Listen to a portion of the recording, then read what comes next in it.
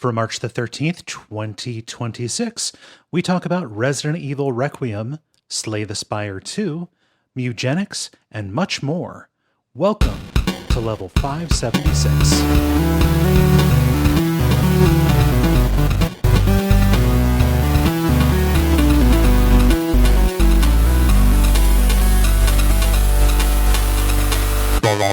My name is Kaye Ross.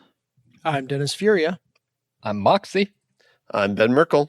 And you are listening to The Level. It's a podcast for people who love video games. Welcome back, everybody. Welcome back to the group assembled here. I'm trying to think of like ambient things I can comment on, but all of them are depressing. So, yeah. Ben has Post-its on the door behind him again. And I'm going to start a tracker to see when there are and when there aren't and form an elaborate conspiracy theory. Well, all right. I will say I did regroup them this week into like urgent versus important and which like quadrant of the two doors they're on. Oh. But yeah, but the colors mean nothing. So yeah. Bullshit. Already got You my won't diagram know. going. Yeah. Yeah. So who's been up to stuff? I don't have anything super crazy to talk about, other than, you know, I've been enjoying watching F1 racing more and more, and that came back this week.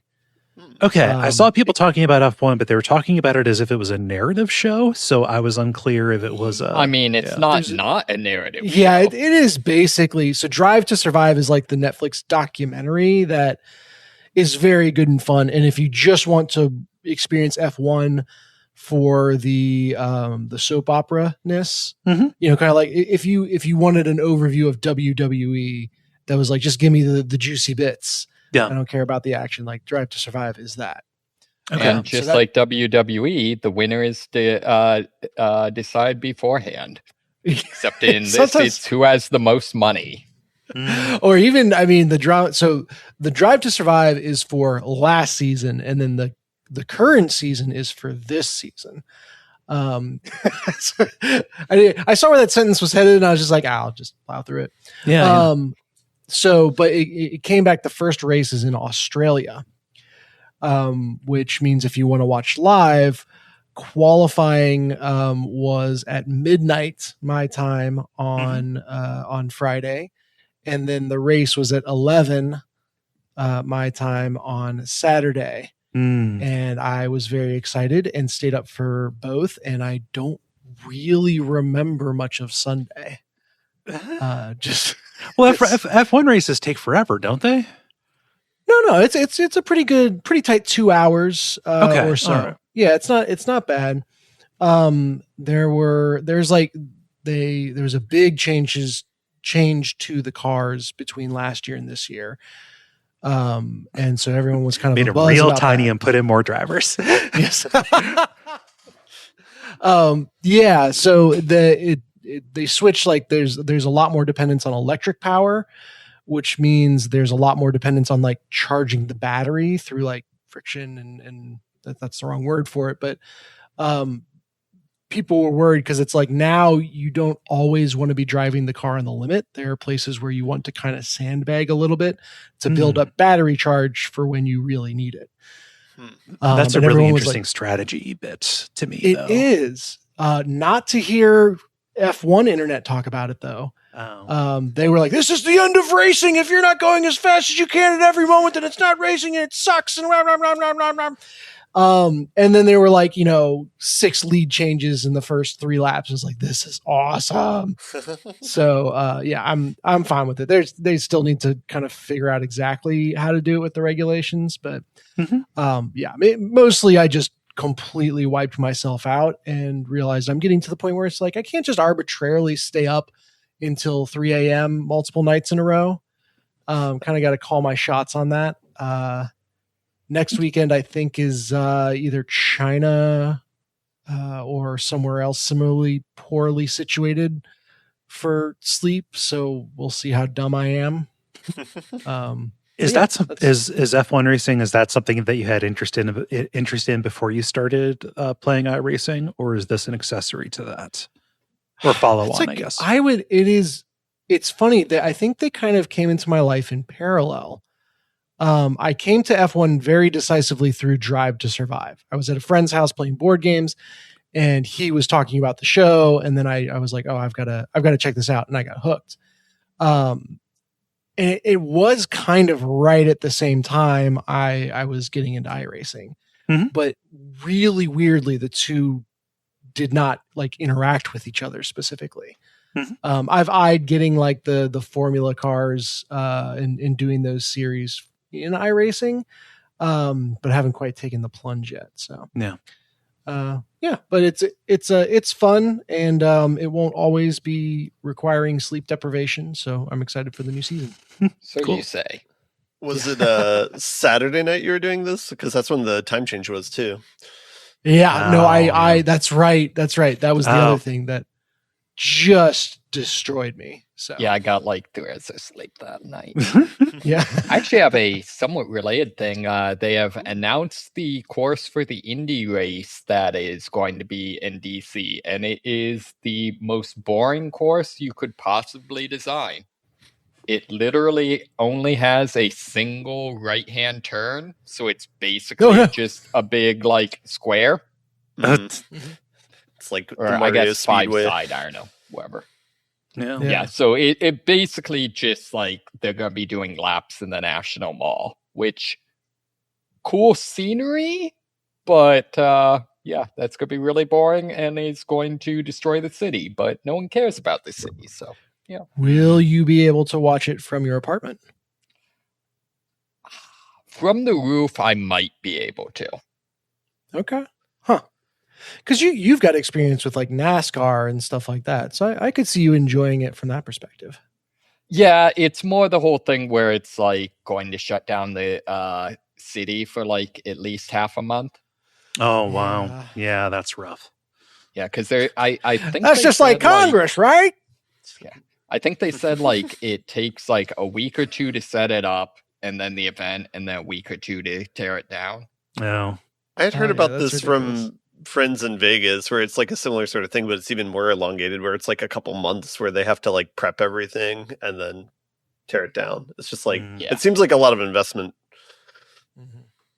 Yeah, yep. But just don't cheap out on the manhole covers is what we learned from Vegas. The F1 cars, they half-assed like the like manhole covers, I guess.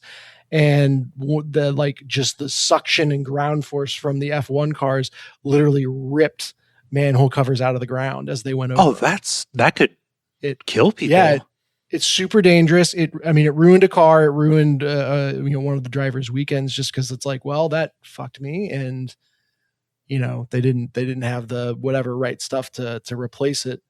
So don't cheap out on the manhole covers. No. Yeah. But, our mayor isn't running for next term, so I guess she gives even less of a fuck than she has during her current term. No, senioritis. That's what they call that. Yeah. Anything else, Moxie? Aside from getting ready for big car races? Yeah.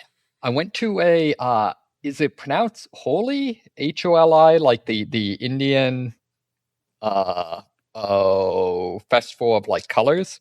I don't know. I'm not sure. But so that was a lot of fun. Was put on by the Indian Embassy, so a bunch of people, throwing powders of various colors all over the place, and they had a band playing, stuff like that.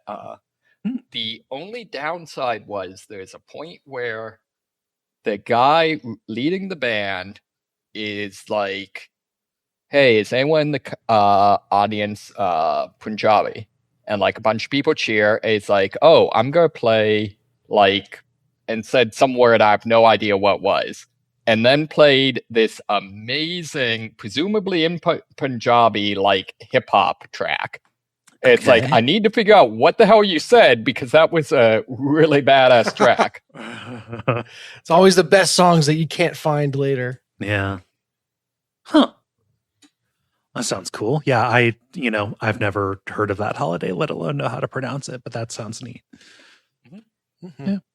Yeah. Ben, how about you? Not too much. I guess I did board games over the weekend, and I showed my partner The Big Lebowski. She'd never seen that before. Okay. How'd that go? I think the biggest change since I can't remember the last time I saw it. It's probably within the last 5 years, maybe. But it's been they added Jabba back in. Wait, what? They added Jabba the Hutt back in. Yeah, that's right. The biggest thing I noticed a difference in is the Walter Sobchak character does not seem as much of like a facsimile or like an exaggeration as it did in the past. So it's the Dale Gribble problem, right? Yeah, like from King of the Hill. Mm-hmm. Yeah. So that part was maybe less entertaining and more foreboding, but yeah, the movie still holds up and just rips. So yeah. It's I have shown that movie to some ladies before, and I think they've only barely tolerated it. I think part of the review at the end was like, a bunch of white men learning the lesson that if you do nothing, everything will be okay, and that being incorrect. Now, did you drink White Russians? We actually had some leftover. We went to this party in the winter where somebody made eggnog, and you're supposed to let it age, and so we had that, which was like similarly creamy, so kind of worked. Worked well enough for me, I guess. But yeah. It's I know. Oh, good. I don't know why like I dove into this at one point, but I know that is another one of the movies that apparently there are segments of the internet that vehemently argue whether or not that counts as a stoner movie. That's just hot dog sandwich stuff. That's I don't have time for that. Cool. Yeah. I'm continuing to get stuff unpacked. The backdrop, as I noted before the call, a little bit more put together. Still have stuff to do, obviously, but making a lot of progress. I need to get. God, you would think that like for as many people online who are like frantically posting, I need moving boxes, you would think it would be easier to move some boxes to people. Like literally, I just want to. It's a whole thing. Like I might as well, like, it'd be easier just to go set them on fire.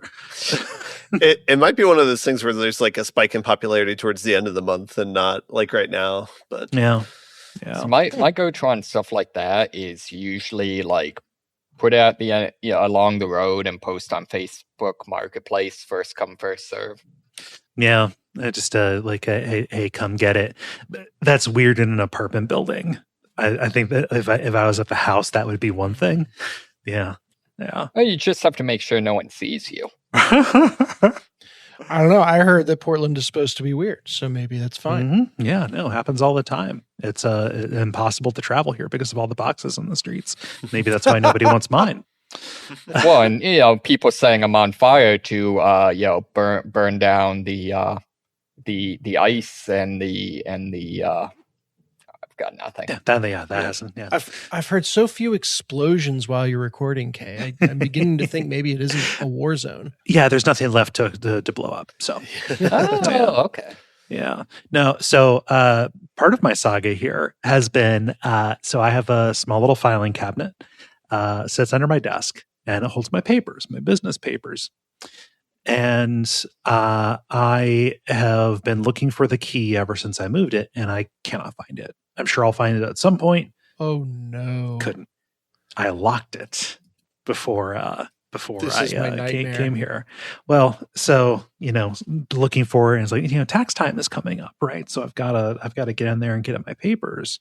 So I ordered some picks. Yeah. There's a fairly good chance it doesn't actually have a pin. I'm pretty sure. I've got no idea. I went on YouTube and I was like, how to open this? And the people were just like, yeah, you just like, and they just stuck something in and just went. Yeah, like 3 times, and great then and then it kind of opens up. So I was like, well, I can probably accomplish that. Like I tried it with a paper clip, and I'm like, no. So I got these picks. They're basically like dental picks, like different shapes of dental picks. And it took me about like 10 minutes, but I actually got it. So I got it to open up. Oh, sick. Yeah. Did you level up your lock picking? I'm the master now. I'm the master of it. Oh, okay. Yeah, of unlocking. Yeah. So that was so like for as trivial as the task was, like in the ultimate scheme of things, just shitty little lock on a filing cabinet. I do feel pretty good that I was able to do that. Did you say I'm in under your breath when it opened? No, I was just like, holy shit, it worked. That would ruin so many movies. Yeah. The inside man is working his magic and click. Holy shit, that worked. Guys, I was bluffing my way up to this point. You have no idea how lucky we are. The password was 12345. This is amazing. Yeah. Woo. That's a freebie. Yeah. So I'm pretty happy about that. I do have an antique desk that is currently locked right now. So, but that is like an old, like I have no idea what kind of lock it is, but it's like old, like the actual key looks like an old ass like prop key kind of thing. Skeleton key. Yeah. Now, Kaye, be honest, was that locked before you got the picks or after you successfully used them? And now you're walking around your apartment locking things so you can. No. I locked it because it was the easiest way to make sure it wouldn't open while it was in transit. That is fair. And I put that key with the other one. I've got no fucking idea where it is. So not gonna lie, I just assume that the way it works at your place is that like in order to get the key, you have to follow a sequence of like Resident Evil puzzles. Yeah, but I lost the design document. So yeah, that's my big thing today. Learning to lockpick is pretty cool. I didn't learn to lockpick. I picked a lock. Look, I tried to give you the layup, but yeah. Yeah. Well, I want to talk about video games, and to do that, I think we need to do the regular kind of show. What with the grind, the multiplayer, and the end boss. And why don't we get started with the grind? The grind. Speaking of Resident Evil puzzles. I this past weekend went back to streaming, and I streamed the first 4 hours of Resident Evil Requiem. Yeah. It's really good. I'm only 4 hours in. The stream is my first kind of blind playthrough. I didn't know anything going into it. I only reluctantly, inadvertently learned that Leon was in it, and that would have been spoiled when I fired it up, because it asks you hey, so by default Grace's sections are in first person, Leon's are in third. Which perspective do you want? I was like, okay, well, there's a Leon about. That was There's a Leon. You don't know if it's the Leon. Yeah. Stranger things have happened. RE6 does have clones. Yeah. So kind of the setup for this, it's 2026 and you are playing as Grace Ashcroft. And that is one of these things where my confidence in this is really, it's inspired confidence in me because it is acknowledging that the Outbreak games exist. Grace is the daughter of Alyssa Ashcroft, who is one of the playable characters in Resident Evil Outbreak, who canonically is infected, as all of the characters are. And then through the course of that, you find the cure and get out. And basically they've been living on the run ever since. And 8 years prior to the game, Alyssa is killed in this hotel and Grace is dispatched to go and investigate it because she works for the FBI, because there's been a new killing at that hotel. They dispatch someone to investigate their own mother's death? No. It's coincidentally where her mother was killed. That still feels hotel. like something that they would be like, yeah, we're not putting you on this. They even say you don't have to do this, and she's like, no, I'm gonna do it. Of course, it's a trap. It's a trap. She is kidnapped, and then Leon. Oh shit! Our generation did have a 6-7. Yeah, absolutely. No, it was the crushing realization is Moxie. Oh no! Oh no, we were annoying too. God, good lord. But Grace is kidnapped, and Leon is dispatched to kind of go after her. And there's an outbreak. So Grace is kidnapped, and Leon is sent to kind of go after her to rescue her, as she's been taken to this basically like convalescent home almost that is run by bioweapons guy, et cetera, et cetera. So the game is bifurcated. There are Grace sections and Leon sections. You get far enough in the Grace section, then kind of does a chapter break and goes over to Leon. They play differently. Grace plays very similarly to like Ethan from RE7 and RE8, where it's the more explicit horror. You're quite disempowered. There's a lot of stealth, things like that. Leon is much more the RE4, 5, and 6 kind of style, or like the RE4 remake, which is kind of what this feels the most like because of the way time works. And have not done a lot of Leon yet, but the Grace stuff is really cool. Because of that disempowerment, because it is the puzzle box space kind of thing that like an RE7 is.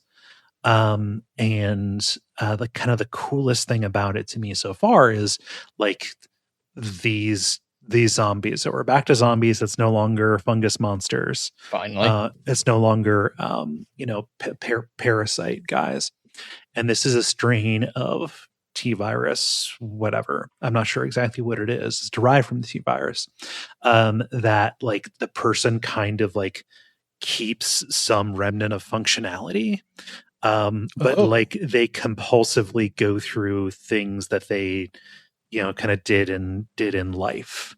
So like you're in this hospital, and like there are zombie kind of like not maids, but like cleaning ladies, who are just obsessed with going around and scrubbing things.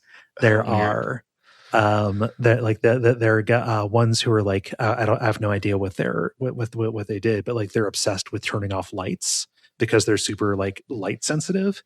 So like any light you turn on, they'll go to, and like you can stun them with your flashlight and stuff. So like you have these zombies, and they can talk. They do stuff, and this is used for comedy. This is a goofy ass game. Oh my god! Yes. Yeah. So I watched maybe 30 seconds, maybe a minute of you playing Leon. Mm-hmm. And in that time, I think it was probably 80% slapstick comedy. Oh my God. Like when Leon goes up against anybody, so that there will just be a bunch of dudes who somehow got a chainsaw. Right. Yes. Like, and it's not like hyper competent like Dr. Salvador from RE4. It is like the most bumbling chainsaw wielding guys. Like they hurt each other when they swing it, and then when they die, they drop the chainsaw, but the chainsaw is still running, so it's like spinning. Oh no! And it's like just going all over the place. It can hurt you, it can hurt other zombies, and like it's this madcap's like scramble to get a hold of this fucking chainsaw because whoever gets it gets to use it. And if Leon gets it without hurting himself, he can go and use that for free kills and stuff. But other zombies can pick it up. So like it's like hot potato. You're just like capping these zombies. They drop it. Another one picks it up, and it's like, for fuck's sake. So I likewise watched a couple moments. Does Claudia ever... Grace? Grace, yes, Grace. Does Grace like do the like super shy presentation the whole game? I don't know about the whole game. She definitely is super, comes across as like having a lot of social anxiety. I have no idea to what end. I imagine just because she's always on the move with her mom, presumably running away from the remnants of Umbrella. She never had like a lot of time to get used to being around people. I don't know. Maybe that's what they're trying to characterize her as. But at least so far, she was taken, from being socially anxious to being put in a horrifying situation. So I don't know that it gets better. Would you say, is this a game that's worth playing if you only care about the Leon parts? There have not been a lot of Leon parts that I've done so far. I have no idea if that changes as you go. Like these have been like action interludes more than anything. So like if you only care about the Leon parts, I don't know if there's just a way to do just those. To me, like I enjoy both in equal measure, so it's hard for me to put myself in the in the position where where you're just there for the Leon stuff. Suppose you could like open up like a walkthrough and just rush through the Grace stuff because that's more puzzle solvy. Kind of like going around doing adventure game kind of stuff, classic survival horror. Is there any sort of progression, like in both chapters, like upgrading guns, that sort of thing? Or I think Leon gets the ability to upgrade guns at a certain point. I've seen hooks for that. Okay. And then Grace has more of a crafting system that is powered by blood.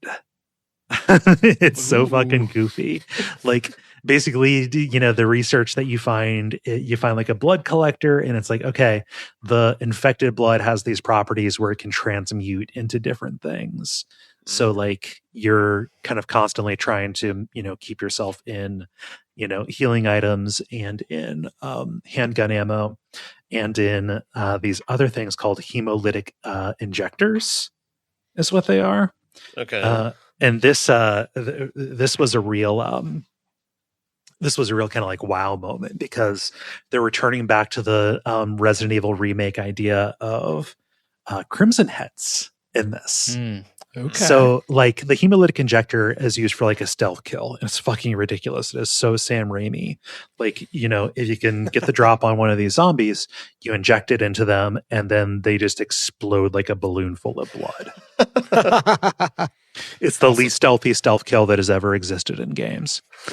And can other zombies hear it or whatever? Or do they just it is classified as a stealth kill so no one hears it? I never did it when another one was around. I could see it going either way. Is your character consequently covered in blood after this? Or? No, but the environment's a fucking nightmare. It's hard to see because because you're in first person as her by default, which is how I've kept it.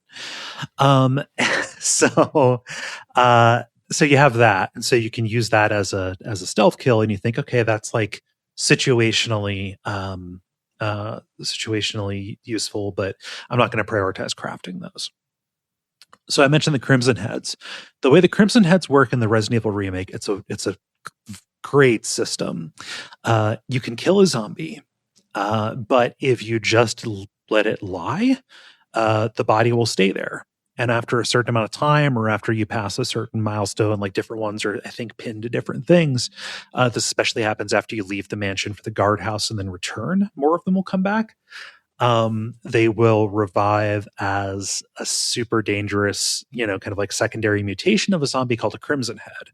They're really fast. They do leaping attacks. They're kind of like hunters in that game, the super fast like lizard people.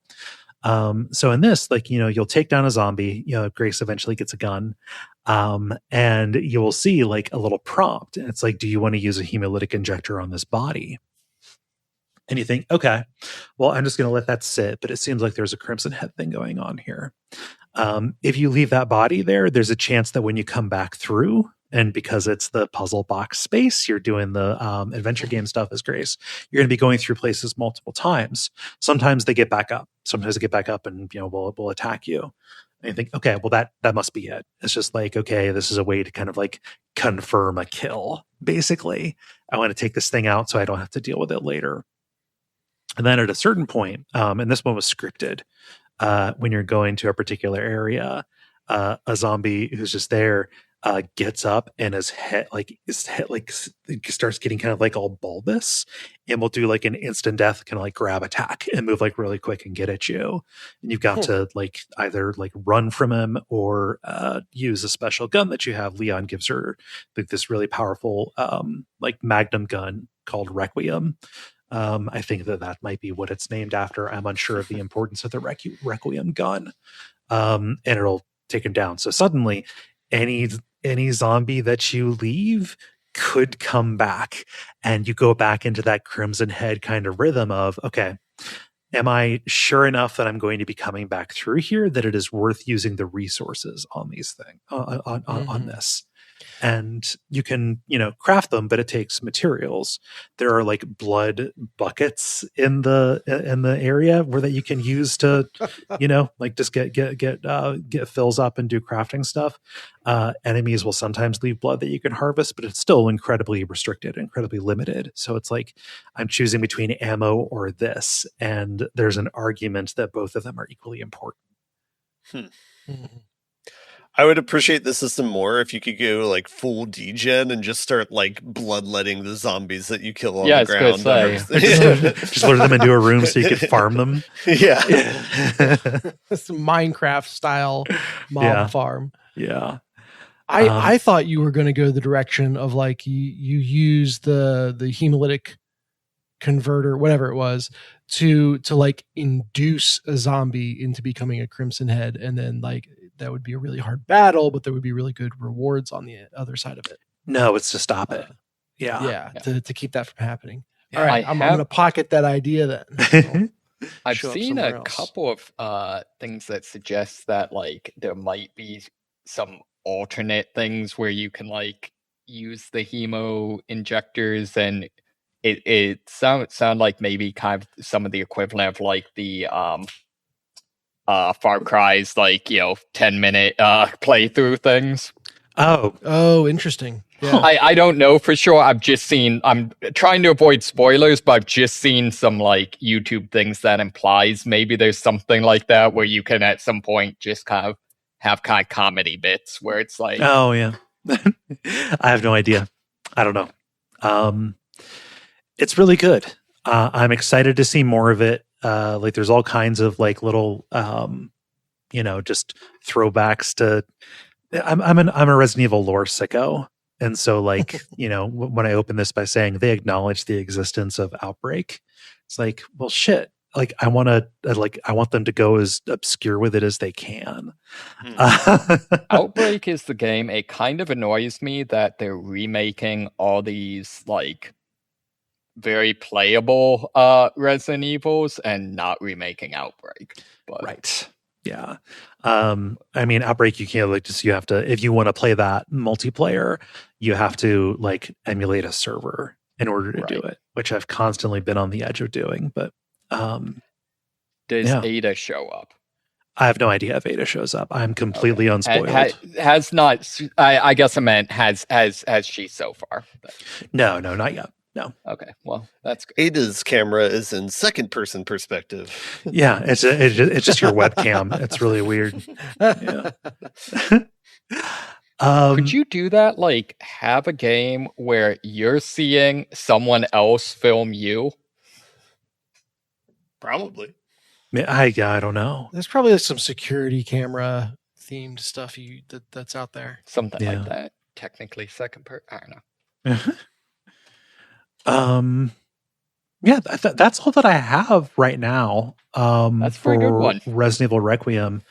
I kind of wish that I had gotten my own playthrough going first, so I could beeline it. But this probably ends up working just fine. Playing it on the stream and getting stuff fresh, so I can react to it.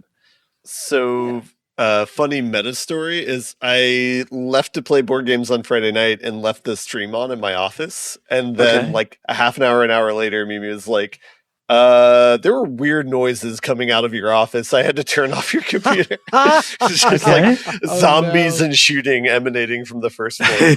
So, whoops. Uh-oh. Yeah. Oh, that's great. Yeah. So I'll be streaming that for the next couple weekends. Probably have no idea how long the game is. Twitch.tv/Duckfeed.tv. Come hang out. Mm-hmm. Yeah. Sweet. Who else has something new? I played a little bit of Pokopia, but I'm still in the intro. That game is almost going to get me to buy a Switch or whatever Switch 2. It's the Dragon Quest. I didn't realize it was the Dragon Quest Builders people until I played it. And I was like, oh, this looks and plays exactly like Dragon Quest Builders. So, aha. Yeah. Well, I have the other big new game that came out this week. And I think I only played things co-op with you, so once you get to that part, we can. Oh shit! Marathon? No. Oh, fuck Marathon. Who cares about Marathon? Slay the Spire too. Okay. All right. Yeah. All right. All right. Like, let's get something. I adore this game. I'm gonna, gush all over it in a second here. It's kind of Slay the Spire 1.5. Okay. Ben, have you played it? No, I've watched some videos on it, but like everything I've seen so far, I'm like, how is this not just Slay the Spire? There's some new cards and stuff, but yeah, the fact that it's like the same classes and so many like repeated cards that I see, I'm like, I don't know. Yeah, repeated verbatim, no less, and I mean repeated. So let's back up a second. Slay the Spire 2 is the 3 main characters from the first game are returning. They have largely the same card pools. Mm-hmm. So like it's not just the character coming in, there's a new twist on it or whatever. It's like literally the same decks some of the time. There are plenty of new cards added. But the new cards that are added to the existing characters the characters are still doing the same things. Yeah. The archetypes just with slightly different cards. Yeah. So it's, the silence is still all about poison and discarding.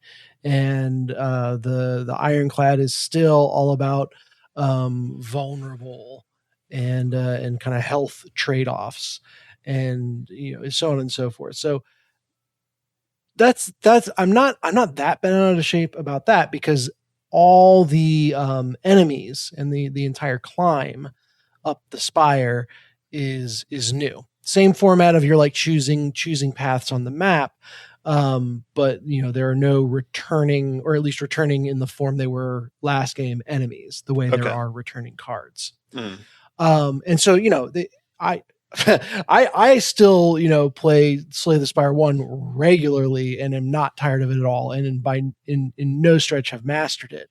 And so to basically, even if it was strictly the same characters and same cards with new enemies to go through, that would be interesting. But it feels, at least for these characters, as more of a remaster than it does a true sequel. Now, there are also 2 new characters, the Necrobinder and the Regent. And they do some really fun, new, and interesting stuff. Question real quick. Is the Watcher cut out then? Or...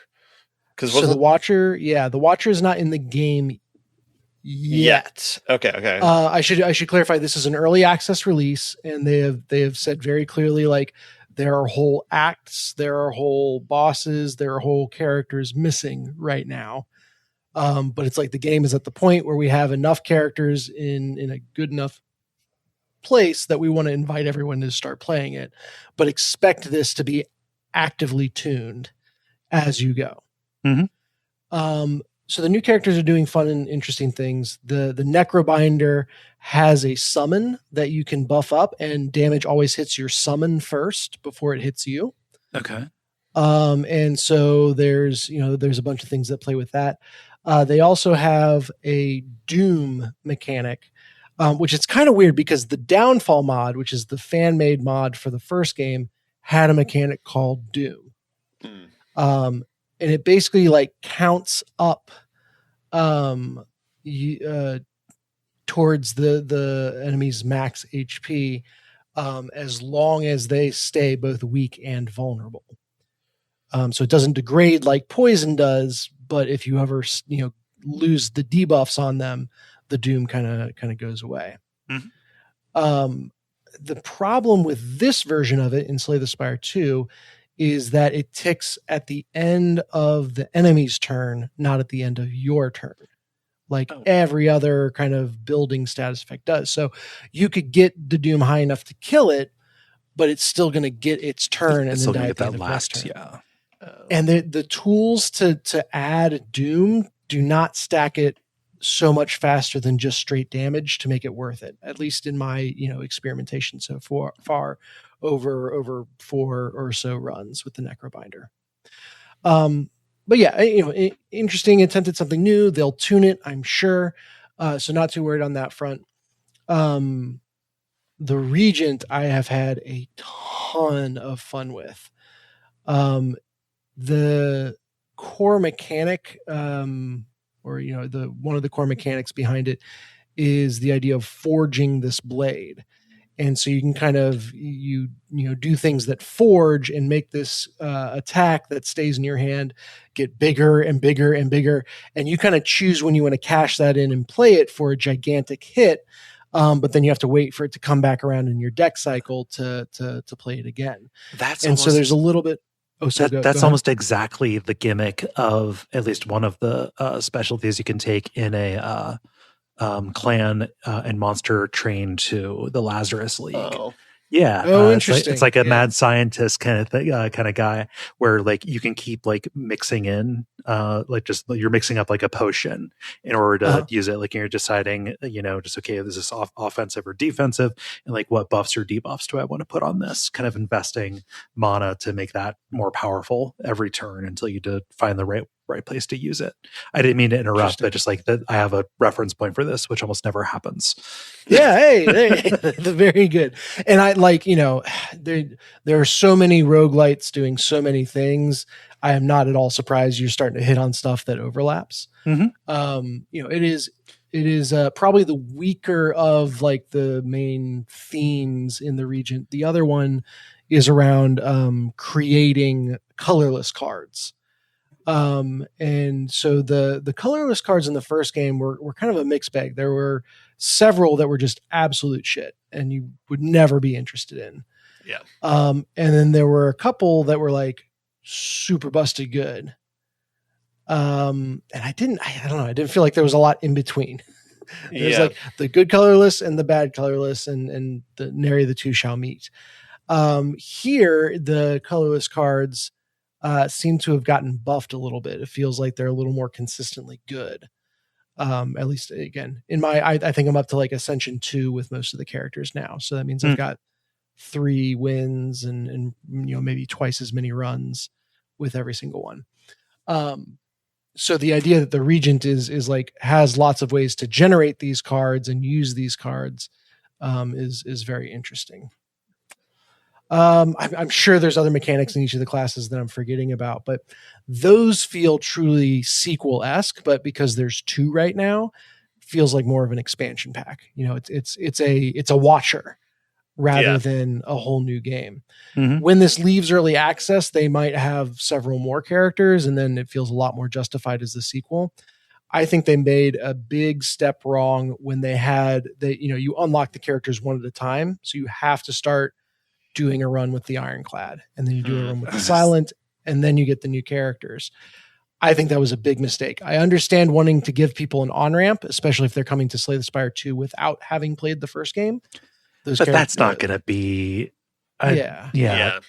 When you say do a run, do you mean do you have to win or can you just throw the fight and then unlock the next character? You could throw the fight. Yeah, you could literally click abandon run and get the next characters. So I'm sure once, I'm sure there are certain people that will do that because they just want to see what's new. But while it is a good idea for onboarding people to have the simpler characters first, it took a lot of patience to go through the run with each of those before I got to the new cool stuff. So maybe they'll change the order on that in early access. Yeah. Other than that, I mean, the Slay the Spire goodness is there in terms of just kind of being very, very careful with your choices and having it feel like there are no magic bullets. You have to think situationally about everything. The events that you go through kind of do a good job presenting interesting choices. The combats, however, versus all new enemies, so that's cool. And maybe this will change with time, but they feel like they have less of an individual identity as the first game monsters did. Particularly the elites, which are like kind of the mini bosses in the middle of a floor. The first game was so good that every single one of those felt like a completely distinct, unique fight that was testing a different thing. Mm-hmm. And, right now I see how each elite kind of has a gimmick, but they all wind up feeling like just a slightly harder normal enemy. Mm-hmm. And so, maybe I'm playing on low ascensions right now, so maybe I can kind of sleepwalk through stuff, and I'll have to play more carefully as the game gets more difficult. Maybe they will tune the elites to be more unique. But I don't think there's a lot they can do by tweaking just like the health pools of them. The problem is that the feeling of like, oh, I need to make sure my deck can do this. And if it doesn't, this elite will eat my lunch.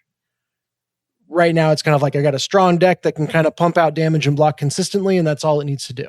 And that kind of solves pretty much anything. So, like I said, I want to put that all in context. Like lots of thoughts. This is an early access game. They're polishing, and I have a lot of trust in Mega Crit to do well with it. But it's not like out the gate, oh my God, they've captured the exact magic of Slay the Spire the first yet. I came to Slay the Spire the first game after it had fully been released. So I didn't play. I don't know, Ben, did you play the first game when it was in early access? No, I only played it. I think Moxie was the first of us to play it, and I think I played it after. Okay, yeah. So yeah, I don't have the benefit of knowing the development cycle that the last game went through, but there's more than enough good faith to believe that they'll do a good job taking this one through it. And it's kind of fun. I'll be able to be like, hey, I was there when, XYZ. So that's cool. I didn't even hear that this was just an early access release. I thought it was coming out like in full. So I'm a bit surprised by that. Yeah, early access. And I mean, from what I've said, hopefully it's like, okay, good. That is the right choice. Yeah. There's the one review I had heard of it from a streamer that I watched was saying that the Act 3 had improved from the Slay the Spire 1, in that more dramatic things could happen that could make you completely pivot with what your plans were and like go all in on like a new card that you get or a new thing that happens. And so I was wondering if you'd seen anything like that, or if it felt like the same Act 3 to you, or... That's a good question. Is the map system the same as the first game, or did they elaborate pretty much on it the same? Okay. You can draw on the map now to like mark your intended route or, whatever. I'm trying to think about the kind of dramatic things that can happen in Act 3. I don't think I'm familiar enough yet to say for sure. It is still extremely fun to like, build a deck, try to break it, and climb up through the ranks of the game. But yeah, I mean, I would believe someone saying that. I also think we're going to look back on this version of it at some point and be like, oh my God, that was so rough and it's so polished now.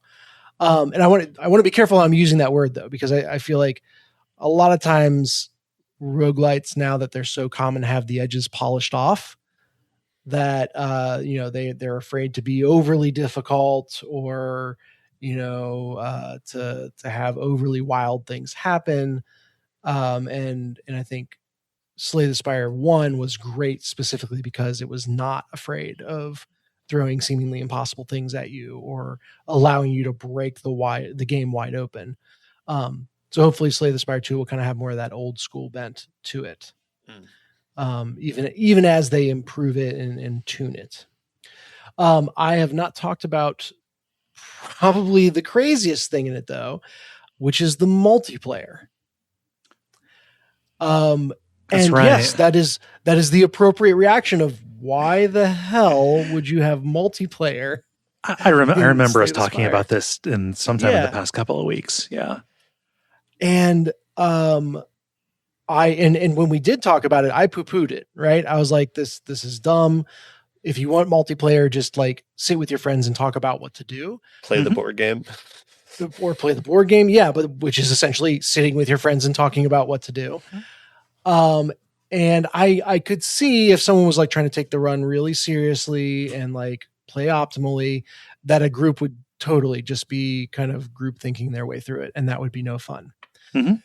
The way I played it was late on a Friday night. My drinking buddies being like, "Oh, you've got Slay the Spire, I've got it too," and we are all 3 sheets to the wind.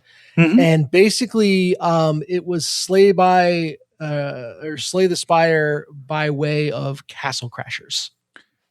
Just like everybody starts throwing cards out there at the same time, and it's like, wait, I've got vulnerable. What? Don't attack me yet. I got vulnerable, and they're just like almost close your eyes and 52 card pickup around. Okay. And it was some of the most hilarious fun I have had. Was that a product of the drink, or was that a product of the way that they made it? I'm a serious question. Yeah. I think it was a product of playing on low ascensions. So, we didn't have any ascension tiers unlocked. And so you could just kind of like throw stuff out there and take a crazy card. And, I broke my character or pretty well to where I could just use one attack to deal like 120 damage or something like that. And so I'd always just wait until everyone was done playing cards and like, is that it? And I was like, oh, right, this, and then drop the bomb on it and everyone would lose their minds. And so the libations definitely helped. But I think the idea that not occurred to me is like, if you just play this on quote unquote easy mode, it was still very hard with friends and allow yourself to enjoy it and not think too seriously about it. Like, this can be a really fun experience. So how does it work? Yeah. So the number of enemies are the same, but their health pool doubles or triples or whatever. Okay. And everybody builds their decks, takes card rewards, etc. the same. But like when you play cards, it is in the order that anyone on the team plays it.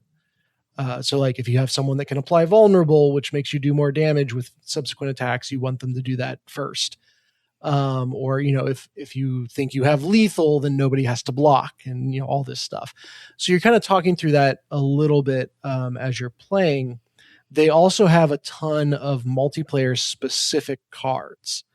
So a card that's like, spend 1 of your energy to give a friend 3 energy or stuff like that.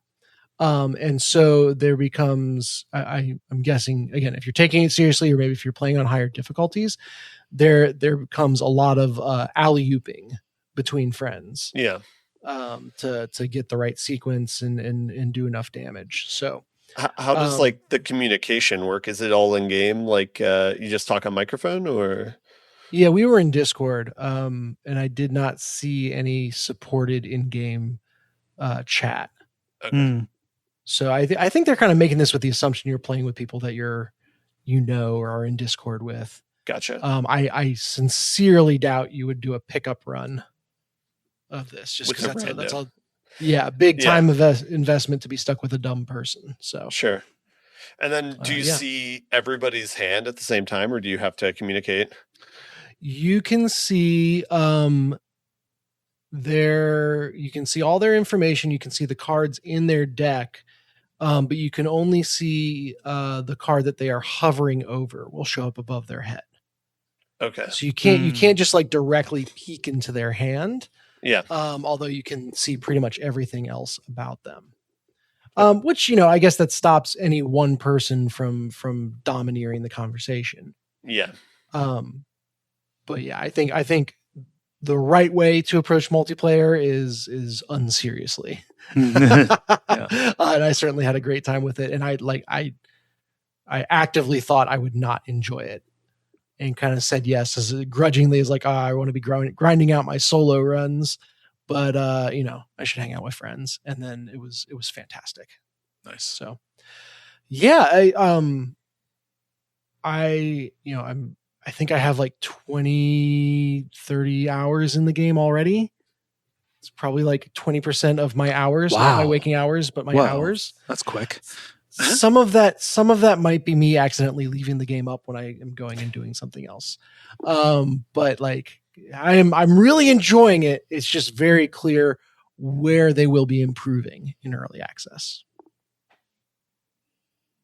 Yeah, So, you only get one first impression, and like I've seen games with a lot of interest lose that interest with a botched early access. I'm not saying this is botched, but like comparing it to just the way that Monster Train handles reuse. I feel like I'm fighting Pokemon here. I swear that I'm not.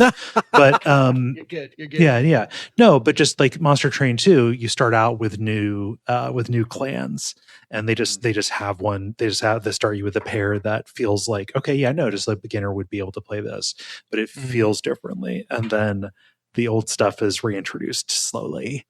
On top of that seems like such a that it feels like that it's a solved problem how to do it, as opposed to like, so many people, like our primary audience for this. It'd be cool if we grew it, but like our primary audience is going to be people who spent a bunch of time, who already bought in on Slay the Spire, and to make them go back in and just go up, especially if they're not so much appreciably different, does seem like a real bummer. Yeah, I almost want to like I played the first game button where like it would be like, okay, jump you to the new characters. Because again, someone coming to the second game as the first experience with Slay the Spire, they're not going to know anything's wrong, and they're going to have a great time with the Ironclad and the Silent. And then the people that have played Slay the Spire, they've probably bought enough goodwill to get them through the first two runs. But you're 100% right that it's not. There are better ways to do that. I could see them like using the old classes like to just test like their enemy design and stuff like that, since that's like a pretty polished level of design. But including them and then kind of forcing them on you seems a little bit weirder. But I don't know. So that's Slay the Spire 2. And that is all I've played this week, aside from the co-op stuff with Moxie. Yeah. So we've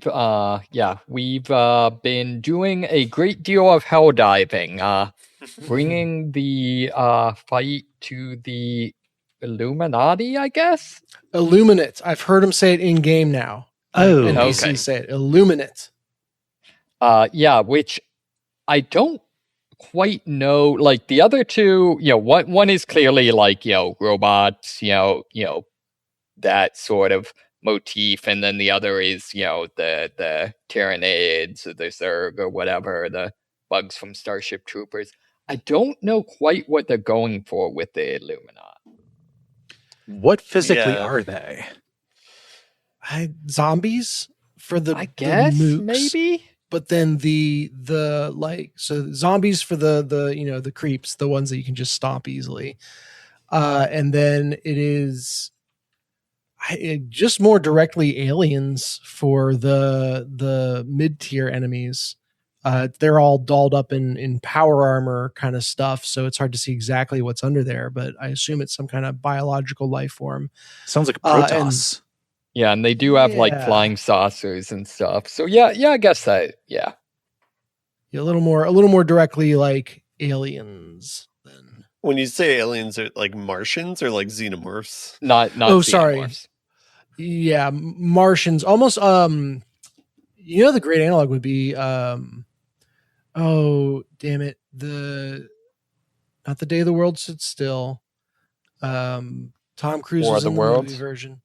What's that? War of the Worlds, yes. Because right down to because they're big robot, or the big like tough enemies are these kind of lanky walker tripod robots, that are very reminiscent of War of the Worlds. So maybe that kind of aesthetic going. That's kind of like in the Half-Life 2 camp. Mm-hmm. I will say that is the one faction so far that, at least to me, feels like it could have used another round in the balancer. Just combination of them throwing a lot more enemies at you than they do with the other factions, and their special enemies being a lot more dangerous. So at least personally, like, I often found like I just didn't have the output of firepower to be able to realistically deal with things. Mm-hmm. I think what does it is the energy shields. So their big enemies have over shields that you have to eat through before you can damage them. And for so much of the other places, like you can use hit and run tactics. So the other enemies, and that's kind of, as someone who's very squishy and can't really stand and bang, that's how you beat them. And that's not an option here because they'll just regenerate their shields. So yeah, that it poses a definitely a unique challenge. I don't know if it makes for an interesting challenge. Yeah. But are you seeking out this type of enemy, or is it just like once every 3 on average you're fighting these people? So basically, there's a ongoing storyline that is like constantly like, the new Warfront, and there's a specific objective. So this time it's like what you have to extract a number of like rare materials from the planet, and then the planet, when like the objective ends, has to be under human control. Mm-hmm. And so yeah, it's more that is there's kind of a storyline that directs people to different parts. Okay. So it's all Illuminate all the time right now, unfortunately. Just because I don't know about you, Moxie. I cannot bring myself to ignore that giant progress bar that shows up when you open the map. Yes. It's like, oh no, the number must go up. Yeah, I did do so. One of my biggest complaint with the game so far, and overall I'm loving it, but my one real big complaint is that in order to unlock multiple difficulties, you have to complete a campaign on the previous difficulty, which a campaign is like 3 missions. So it's a thing where it's not. So it's like, for example, I completed, at least a dozen hard missions, but I usually play quick play, so they were all like, none of them formed a campaign. Mm-hmm. So like, yeah. So the reason I bring that up is actually that's like the only reason I don't play. Sometimes what's the primary objective is if I'm trying to like complete a campaign. Okay. Yeah. So, what loadout are you going with? I am going. I like the autocannon. It is a big, hard hitting howitzer of a gun. But you need to like have a separate backpack for the ammunition, and it takes a long time to reload. So I go with that. I like the 500 off of the Eagles, so like a pretty big bomb that you can call in quickly. Bunker buster. Yep, bunker buster. And then I really love the orbital laser. I haven't unlocked that one yet. It is so versatile. Like you can use it to burn down one big target, or you can use it to just kind of sweep across a field of little guys. And a lot of the other things basically they can do one or the other. The laser does it twice. The downside is that it can only be used 3 times, whereas pretty much everything else is unlimited. However, if you're doing missions right, the cooldowns are such that you're not really going to notice that you only have 3 uses. Right. What about you?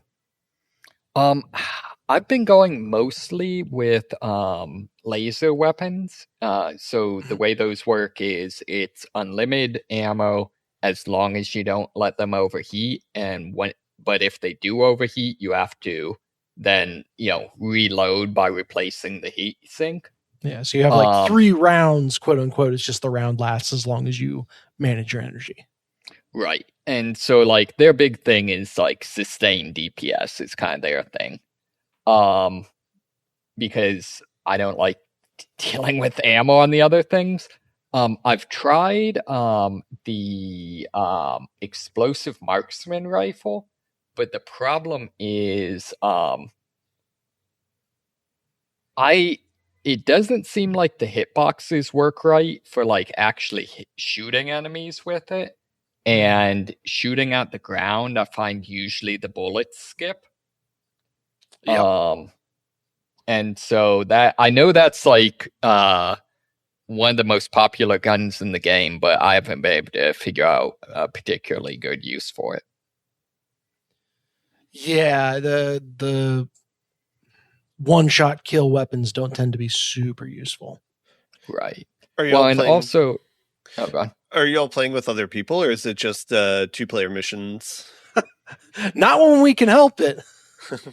Yeah, we keep forgetting to turn off the ability for other people to join us, but and I will say it's been a relatively even split of like people drop in and are helpful and do a good job versus people dropping in and being idiots and ruining the game.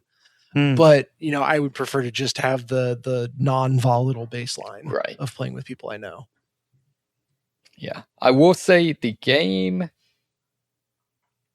is definitely not balanced around solo, so I could see like us eventually hitting a difficulty level where like 2 people isn't enough, that sort of thing. Yeah. But yeah, at least for now, it works pretty well. That's all I got. Okay. Ben, how about you? All cats all the time. I was checking. Dennis, when you were saying 20 to 30 hours, I checked my Mewgenics time and it's at 120 in 4 weeks. So I think I'm at the same pace. Oh, wow. Yeah, that's 40 hours a week, friend. It's been 4 weeks. I think it's 30. 30? Yeah, it's no. reasonable. It's not a full-time 40, job 40 hours would be ridiculous. Yeah. No, I think where I was at last week is I was talking about I had gotten to Act 3, but it was gated by a certain feature, so I was trying to get past that. Yes. I did get past that. I'm kind of in a state where I'm either doing Act 3 runs or I'm doing Act 2 or Act 1 runs to kind of build up resources. Just kind of the highlights. I unlocked all the classes. So I think there's a total. Well, I won't say the total number.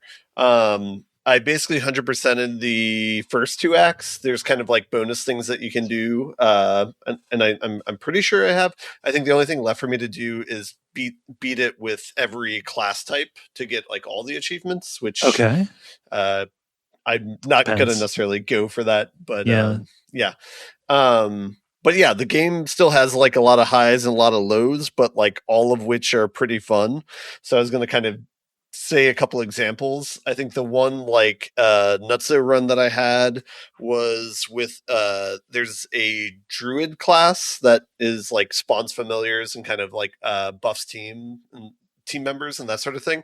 And so I was able to, because I want to be specific and talk about the different items to kind of show like what the gameplay is like. I equipped an item where it by default, like all the class abilities are one-off. So if it's the druid ability, it'd be one-off. I somehow got an ability where it made this 3-off of druid abilities. And then I got a third passive ability where any familiar that I spawn does like +3 damage, but then it dies at the end of the turn. And so basically what I did was I made my druid a squirrel spawning machine where I could spawn 10 squirrels around, buff them all, and then they would go kill all the enemies. And then the remaining 3 members that I had, I had a mage that could stun stun like an enemy, so that their turn doesn't exist. And then the mage had a passive where whatever move that they did, everybody can use whatever the last move that they did. So the remaining members would just spam stun to stun whoever I was going after, or whoever is like the big threat. Oh, so this game's broken. It can be, yeah, for sure. Yeah. But the check on this is that items will eventually break down and you don't have them forever. So like if you use an item on a run, there's a chance that it'll come back worn. And then if you take a worn item out, it has a 50% chance of just breaking when you use it on a run. So the synergies you have with these items, like making stuff like super cheap and certain things, it only works very conditionally. And then the class that you have to get lucky with the abilities that you're drafting and the passives that you're drafting for there to be like a synergy there. So even though this was a busted run and I had a great time with it, it's like, well, I can do that once. And then I can, you can try and do a little bit of like breeding these traits into cats, but you're never going to get like the same run twice. And so there's kind of like a little bit of like magic there. So it's great. Basically stun lock to like the boss. You have 10 squirrels dealing damage. So you're putting out like 200, 300 damage around and then stunning anything so that it can't respond to you. So the final like boss of this act 2, I don't know what moves they had because they never got a chance to like fire off the move. And so and there's like constantly like a choice where as you're going on a run, similar to like Slay the Spire where there's like acts and stuff, but at the end of each act you can either go back to the house or you can go to the next one. And so you get pretty good at gauging it and being like, all right, I killed everything I killed the boss in round 1. I'm probably good enough that I can go to the next stage like from here, versus like, ooh, 2 of my cats were downed and I barely got through this boss fight. I should probably turn in my chips and like get all the items that I've collected and go home. So that's like the high.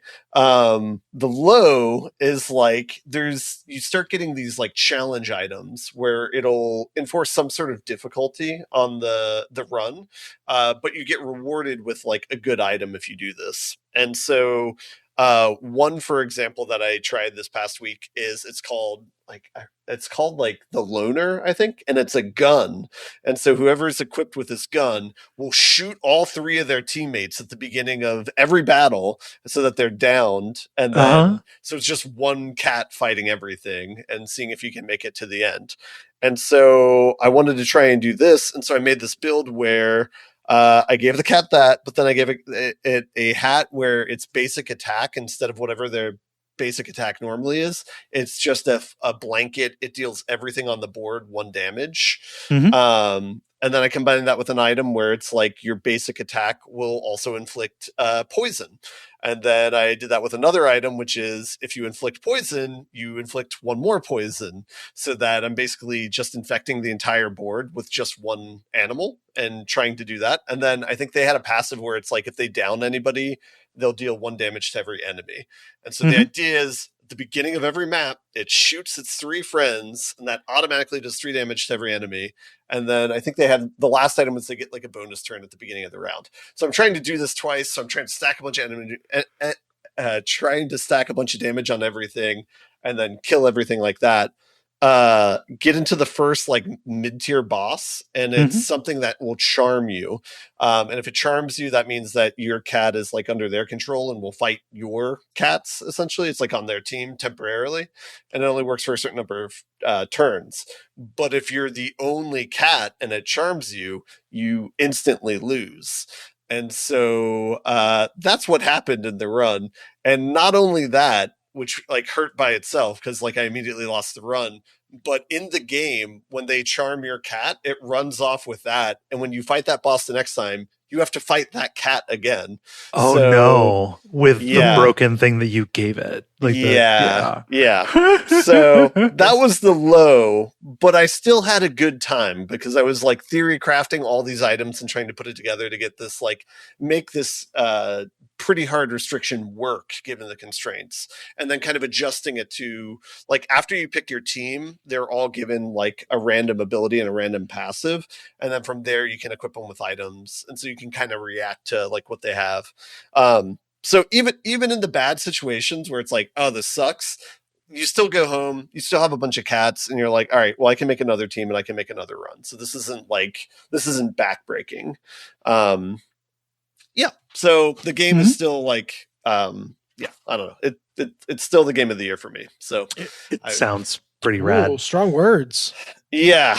It's also early. Yeah. It is, but it's like like the fact that like anymore the way that the gameplay works is the run is kind of like almost like a foregone conclusion a bit. Like there's as much time thinking about what class to assign to each of your cats given their stats and given their starting ability. And then after you're given what their class abilities, like their random class abilities are, figuring out what weapons to put on each one and like what sort of synergies you can build from it. That takes like, I don't know, half an hour to an hour maybe for me to do. And then going on the run is just like, oh, okay, I'm just going to play it out and that's fine. And I mean, you still make interesting choices, but like that so much of the work is front loaded, I think, where it's like if you make the right choices there, then the rest of the game's like a lot easier.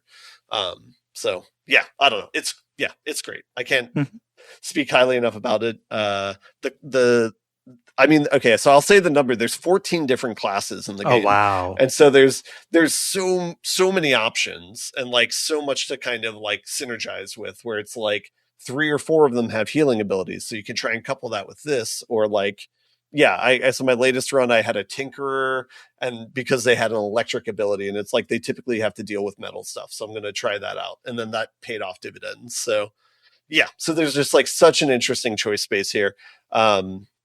Yeah.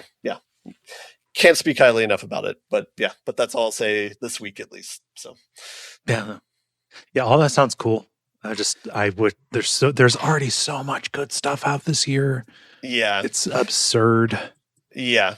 And and I guess this is a type of game if you're looking for a very specific thing, like if you're looking for like that Magic the Gathering type itch sort of thing. So that's definitely not for everybody, on top of the art style being at times very off-putting. So all that with a caveat, but yeah. Cool. I don't have any other questions on top of that. Check in again in another 140 hours. Yeah. Game hasn't even started yet.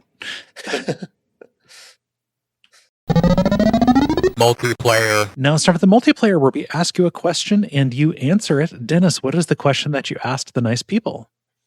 Yeah, so this one was actually suggested by Red Baron Retro on Blue Sky. So thank you for the cool idea. And they suggested that we kind of give a new genre name to describe the connective tissue between a group of games that you like. And I don't think they replied to this, but they gave the example in their answer. So I could start there. Yeah, go ahead. They said, for example, as they've gotten older, they like sad dad games. Which classic to be, the Last of Us and the like. Yeah, BioShock Infinity and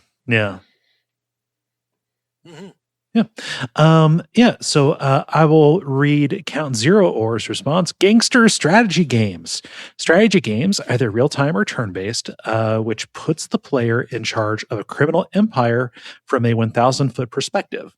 Think Gangsters, Organized Crime, Omerta, City of Gangsters, and Empire of Sin. I have bought all 3 of those games. I have never played any of those. Would you like to run a criminal empire? That doesn't sound bad. I liked to play in Drug War on the TI-83 back in high school. Oh yeah. Just for a certain, for what felt like years, I think it was GOG was constantly advertising Omerta. I think they published that in some way, but I know nothing about it. Yeah. I'm envisioning. There was a Breaking Bad inspired game where you ran a chicken place that was actually a drug front. I brought that a couple of years ago. It was an early access then. It was called Definitely Not Fried Chicken. There we go. Yes. So that maybe that counts as a gangster war game. Maybe, possibly. Yeah, I was going to say in the same vein, I guess Schedule 1 is a more recent example of that. Yep. Oh, yeah. Let's see. Moxie, what does Callum say? Callum says, games that are playable in 1 hour or less. Bites to fit in with my life. Fair. And Jala seconds it. Yeah. No. The amount of times that I've got one night to stream something, just show me horror games that are less than 2 hours, and it's always like the same 5 or 6. It's just and it's always like asset swaps or porn games. Well, we'll get to that with mine. With my answer. Ben, what does Double Cake say? Double Cake says, I have a special love for what I call mystery games. They are usually puzzle games, or at least involve puzzles, some of which function like riddles and are based on symbolism and language. The game has surprises to be uncovered, and or they have layers to the game world. Like the example of this, at least recently, something like Animal Well, probably Tunic. Feels that's a good feels one. like that. Probably like Lorelei. I was going to go The Witness. Yeah. Lorelei and the Laser Eyes sounds like it would fit as well. Anything that somebody online would call a Metroidvania, before I just kind of lose a little bit more respect for them. I had not heard that term before. I like that term. That's real bad. You learn how to play games. I don't know that that's the case, but I feel like the person that uses that term would then want to talk to me about Rick and Morty. I don't know. I feel like we might actually know the person who came up with Metroidvania, or at least have circles that are adjacent. I need to look up who coined Metroidvania. So we can personally go and tell them what a bad job they did. I don't know. I've made my thoughts on it known. I mean, we definitely I know that we are colleagues, at least peers, with the people who made or the person who coined the term Metroidvania. That's Jeremy Parrish. Oh, whoa. Yeah. Sweet. Retronauts guy. Okay. Well, definitely if you need that at any of this, go ahead. No. In the Metroidvania, it is a circle that touches a circle. It's Nick Sutner, who coined Metroidvania way back in 2015. Okay. So that's not the most recent usage. So he's not responsible for popularizing it at the very least. Old 1UP FM guy is who that is. Small world. It is. Let's see. And then Dennis, what's Dixie Normus say? Every time. I hope they never stop contributing to this show, because it's just such a bright spot of joy to read their name every time. Yes, they say one more go. Who says it? Who says it, Dennis? Dixie Normus says one more go games. Civilization, Bollocks Pit, Stardew Valley. I mean, I should probably go to bed, but I did just get that upgrade. I'll just try that and then come off. And you want to see how it works, right? Yeah.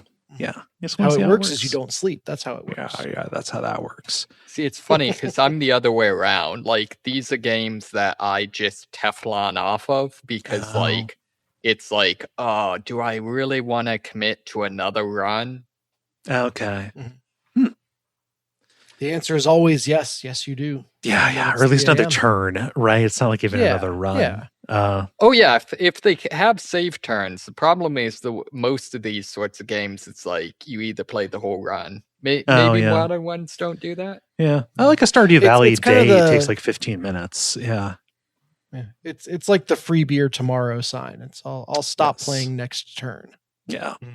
Man, this was really the case with Civilization Revolution on the DS for me back in college. That was rough.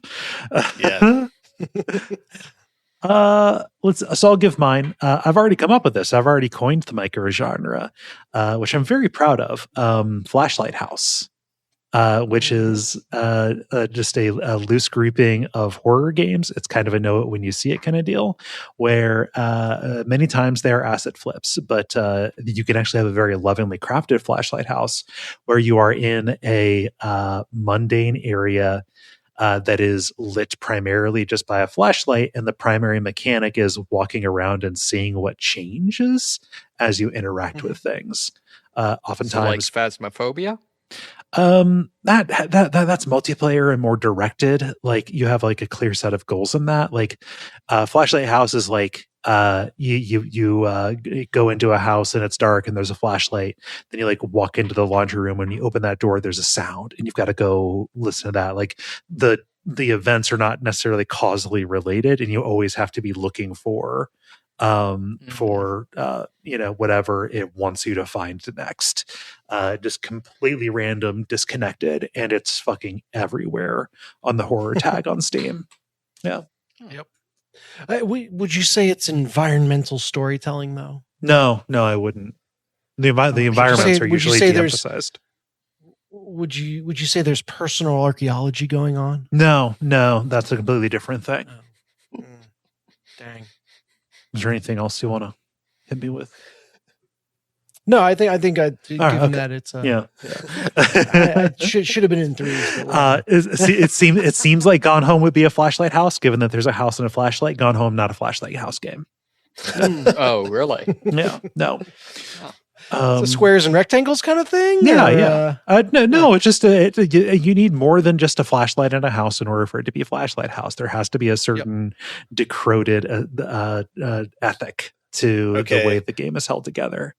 What about Returnal, the part where you're in a house and it's by house marquee? Is that a flashlight house? No, because those are little story segments. Okay. Yeah. It very much does have the run and see what changed thing to it, though. Oh, I suppose. Yeah. I guess I never played enough of those. Maybe it counts. Yeah. But yeah, no, just horror shovelware kind of stuff. Not quite made just to be a streamer screamer, but pretty close. Moxie. Yeah, I think I'd go with like modern indie shooters or like modern indie action games. Both genres that don't exist, but yeah, basically indie games with good gameplay is like the genre I am hoping to like will into existence. I believe the term you're looking for is AA. Probably, yeah. Ben, how about you? I always wanted this game to exist where it's like a Magic or Slay the Spire sort of thing, but it's with like philosophy and the genre of like a religion game where it's like you, instead of like factions, you have actual like religions, but you're doing like philosophical arguments with one another and make that. So isn't that just electoral politics? So this is something that you want to see as opposed to a circle that you're drawing over a cluster. Around a cluster of things. There is a game like this though. I forget what it is, but there is a deck building game where the cards are simulating conversations, not explicitly religious. It might be Driftlands or something. Yeah. Yep. I've played that one. That one's not getting at what I'm looking for, but yeah, it's close. No, I'm thinking I'll find it. There's another one. It's on the tip of my tongue, but yeah, I get what you're going at. I like the idea of like a directly religion inspired magic alike. It's like, okay, how many mana totally is Jesus thing. Christ? No, the most popular one's probably called Redemption. No way. Yeah. No, that is totally a thing. Okay. Very fun. And Dennis, how about you? Yeah. So I think I'd call the genre Perfect or Die or something like that, where I'd throw, Trackmania in there, where you're playing the game, trying to, optimize your result. And messing up doesn't mean, I got to course correct and, fix it down the line. Messing up means I hit the reset button and go from the start. Just something about the flow state you get into playing that, where you have a result you're trying to achieve, and any deviation from that result, you don't have to figure out how to course correct and fix it. You can just start again. Okay. That can be, it's kind of funny. That can be very relaxing. The pressure isn't on to correct a mistake. You just reset the run. Okay. Yeah, and that is a fun way to play. So a version of that takes place over the course of hundreds of hours would be XCOM, probably. Okay. Yeah. I don't know if that would count given the any game where you are generally they're a little bit more twitchy or what have you, you're chasing a fast time or a high score, and if you mess up a run, it's the fun doesn't come from figuring out how to make that run work anyway. It's, hey, I want to go and do this perfect from the start. Is fun for me. Okay. Yeah. Cool. Good question, Red Baron Retro.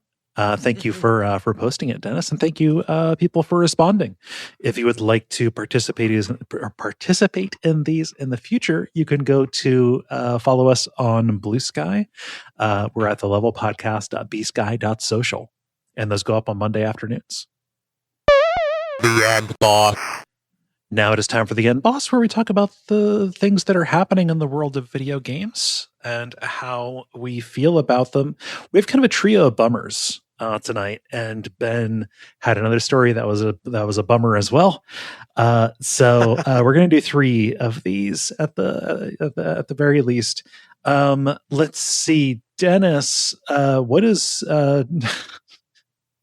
Sony doing? I don't know.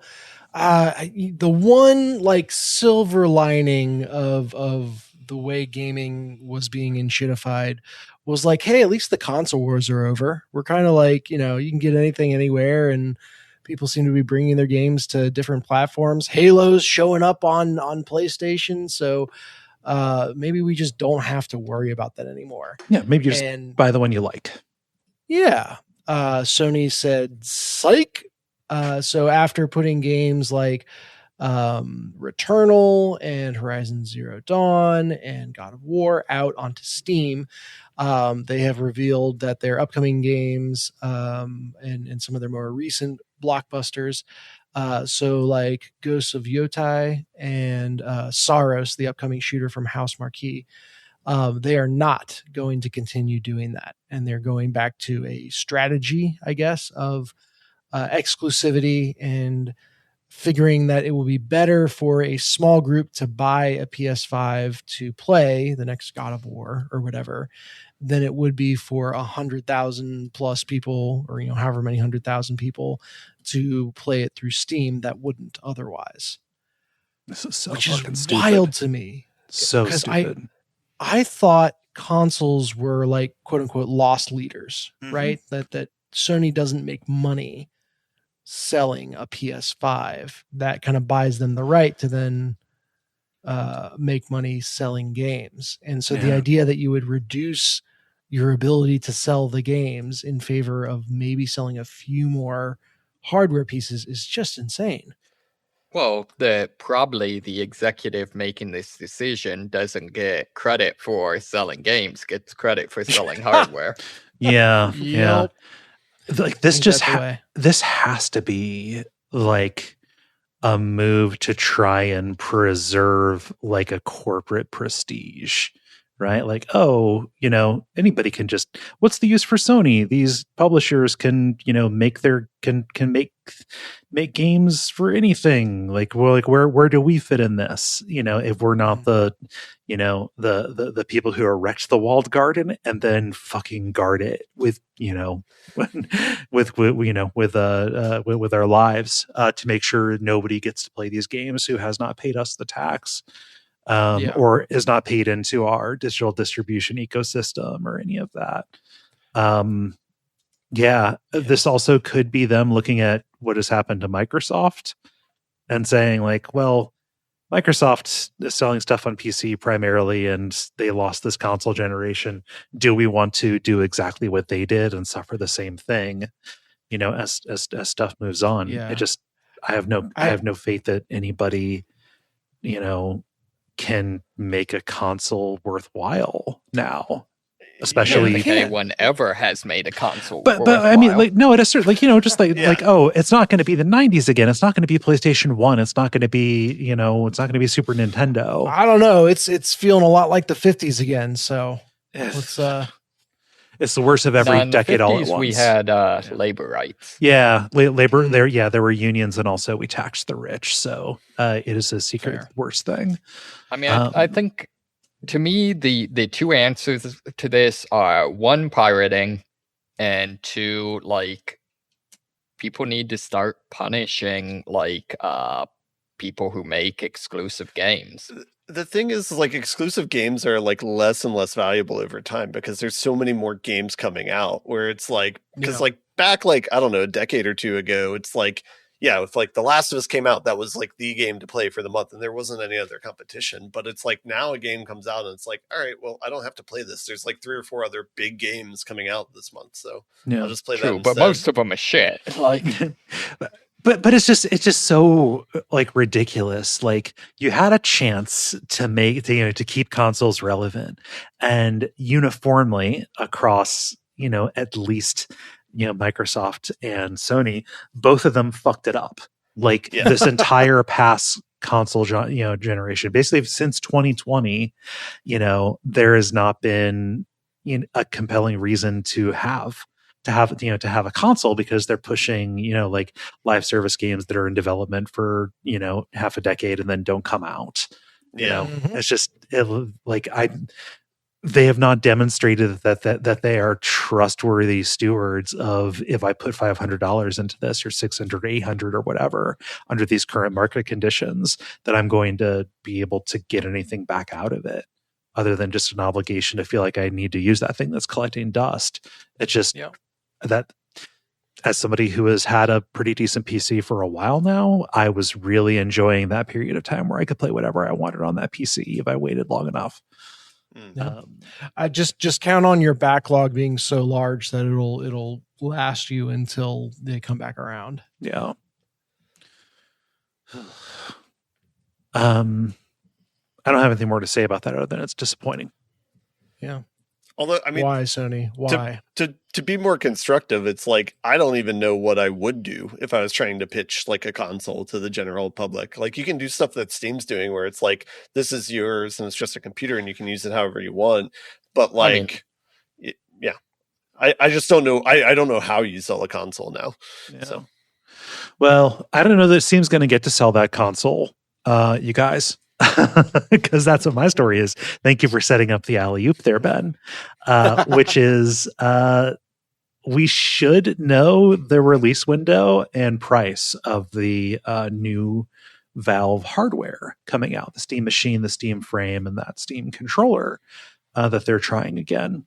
They said, hey, after the first of the year, we will have more details. These were announced in November, and I was excited about them. But it's March now and still nothing. The only thing that they have said is, we hope to ship. Okay, so this was back on Friday. We hope to ship in 2026. Hope in 2026. But as we shared recently, memory and storage shortages have created challenges for us. We'll share updates publicly when we finalize our plans. The memory shortage is going to make it so Valve, like, nor anybody else, existing hardware is going to get more expensive for the same shit, because all of the memory is being bought up for AI data centers. Yeah. So, like, we're hoping it's 2026, but we've got no idea, really. We can't promise it. It's going to happen when it happens. And for once, it's going to happen when it happens is out of Valve's control. Mm-hmm. Yeah. Let's hope the AI bubble pops soon so that people can actually use things for the price of gas value. Price of gas going up is going to definitely speed that along. I don't know, though. I think when the AI bubble pops, I think the next step is Mad Max. Yeah, no. The next step is sizing up your neighbors to see who is going to be the most nutritive in a slow roasting kind of situation. We now plan to launch after the revolution. Final bummer here. Moxie, what's happening over in Mega Man world? Yeah, so Ben Diskin, who voiced Mega Man in Mega Man 11, is not going to be voicing Mega Man in Mega Man Dual Override because Capcom insisted that if he worked on the project, he would have to do so not represented by the union, without union protections. And as a result, SAG-AFTRA has issued a do not work order on the Mega Man Dual Override. Yeah, don't be a scab. Don't buy Mega Man.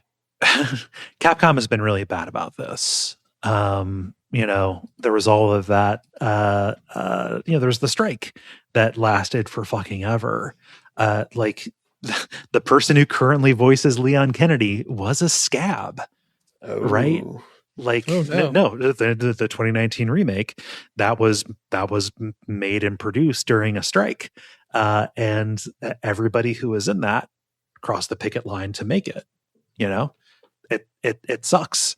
To lose a longtime voice. I've not played a recent Mega Man game, so I don't know how iconic and associated with the series this is, how much of a loss this is going to be for the series. But it's a really shitty way to treat your workers for basically nothing. Yeah, getting nothing in return.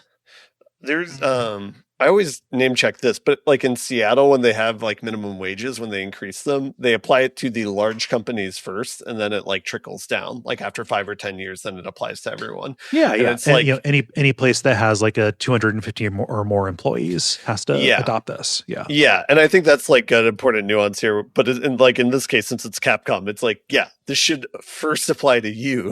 You have the funds to have they shouldn't be strong arming voice actors like that. You have 4 franchises that print money, you assholes. Of course, this is over AI is the most likely explanation, right? Because a lot of those protections that Capcom is pressing up against are likeness rights. Is this voice performance going to be fed into AI so you don't have to pay me anymore, etc. We want you to voice dual override and triple override and quadruple override and every Mega Man for the rest of existence. Your ghost is always going to be Mega Man. Yes. Mm-hmm. I mean, on that thing, my Mega Man voice actor rating is I grade on pass fail thing. Does Dr. Light sound like Homestar Runner? If so, the game passes. But that excludes that excludes Mega Man Legends, which has very good voice acting. Was that the shooter one? Yeah, the third person. That's actually the only that and Battle Network are the only Mega Man games I've actually liked. Is there a non-shooter Mega Man? No, Mega Man's a run and gun game. Just a weird rudimentary third person shooter, 3D over the shoulder kind of deal is what it was. Crucially, it was a Mega Man that can be played by people that are awful at platforming, like me. Yes, yeah. Because when I play regular Mega Man, it's not so much a shooter as it is a fall in a bottomless pitter. Very short game. Yes. Yeah. All right. Well, how does everybody feel about buttoning it up? Button this one. Thank you so much, everybody, for listening to level number 576. We appreciate you taking the time, coming back. If you want to help out the show, you know what you can do. Leave a rating or review. You can help spread the word. There's a Duckfeed subreddit now where people can talk about the episodes if you are a Reddit person. And then there's the Discord, which patrons will have access to. You get all of that stuff there. And you can also watch, I'll repeat this plug. I stream on Friday and Saturday nights at twitch.tv/Duckfeed.tv. And currently I'm playing Resident Evil Requiem, and it is a good time. Come hang out. Highly recommend. Usually at least a couple of the level people show up as well. Yeah. Not streaming, but in in the chat. Yeah. Is there anything that I'm forgetting? So I have one. So Jala, Rin, and I recorded last weekend our third episode on Frankenstein, Del Toro's Frankenstein. So this one covers basically the second half of the movie, which is the creature's story. I think it really came together. We don't have a firm release date.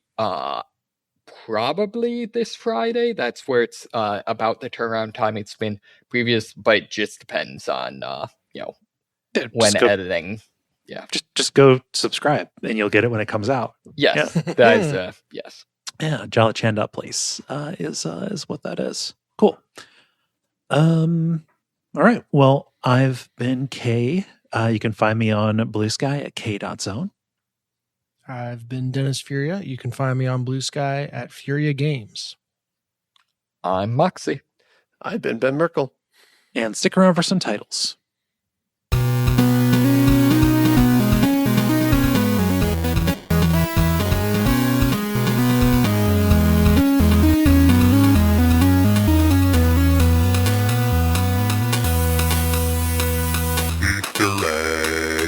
I didn't see your post. I didn't see you posting there about the Exit 8 film. I have brought this. Yeah. Oh, okay. Yeah. Let's see. Who has titles? I have one, but my phone died. Oh. No. Hold on. Oh, no. Let me try to figure this out. So I had, and I feel like there's different ways you could, write this, but I had, oh no, we had a 6-7.